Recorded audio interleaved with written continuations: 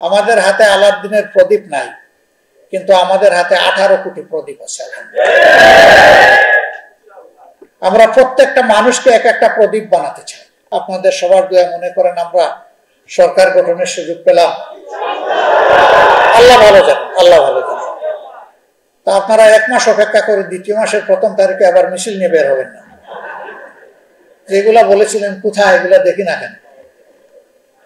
আমাদের হাতে আলাদিনের প্রদীপ নাই, কিন্তু আমাদের হাতে 18 কোটি প্রদীপ আছে। আমরা প্রত্যেকটা মানুষকে এক একটা প্রদীপ বানাতে চাই, কাউকে আমরা অন্ধকারে রাখতে চাই। এই জন্য আমাদের প্রথম ফোকাসটাই হবে শিক্ষা এবং স্বাস্থ্যের উপরে। Better education, better nation, better health, better citizen. এই দুইটা মাইনাস করে কোনো সভ্যতা গড়ে উঠতে পারবে না, সামনের দিকে আগাতে পারবে না। এই ফাউন্ডেশনের উপরে ভর করে আমরা সামনে এগোতে চাই।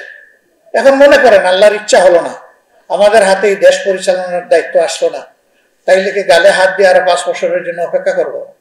নো, আমাদের মিশন অব্যাহত থাকবে। আমরা যা নিজে পারবো করব, যেটা আমাদের আয়ত্তের বাইরে সরকারকে বলবো ইউ ডু দিস, তুমি ভালো কাজ করো, তোমার হাত আমরা শক্তিশালী করবো, তোমাকে সাহায্য করবো। হিরন আরো মিনারেল ওয়াটার মাত্র 50 পয়সায় প্রতি লিটার। সরকার কথা শুনে না, আওয়াজ দিতেই থাকবো।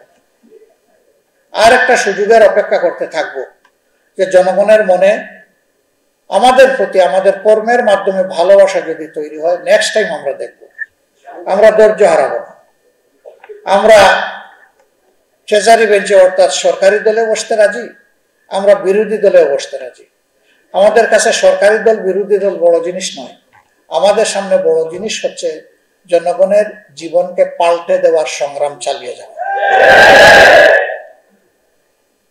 এই জীবনটা নিজেরটা আমরা প্রথমে পাল্টাতে চাই, চেষ্টা করছি আমরা।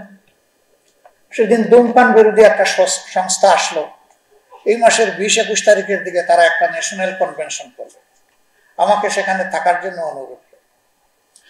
তো তারা কিছু দাবিনামা 7-8 দফা নিয়ে এসেছে যে আমরা এগুলো ফোকাস করতে চাই। এর মাঝে এক জায়গায় লেখা আছে আইনকে আরো বেশি সুদৃঢ় করতে হবে, মানে এখন যা আছে আরো টাইট, এবং এটার আইনকে প্রয়োগ করে ধূমপান বন্ধ করার দিকে আগাতে হবে। আমি বললাম সে আইন দিয়ে তো ধূমপান বন্ধ হবে না, আইন তো এখনো আছে। পাবলিক স্পেসে কোথাও স্মোকিং করা যাবে না, এটি হচ্ছে বাংলাদেশের বিদ্যমান আইন। কেউ যদি করে 200 টাকা জরিমানা। আপনাদের চৌকে কোথাও জরিমানা করতে কাউকে দেখছেন?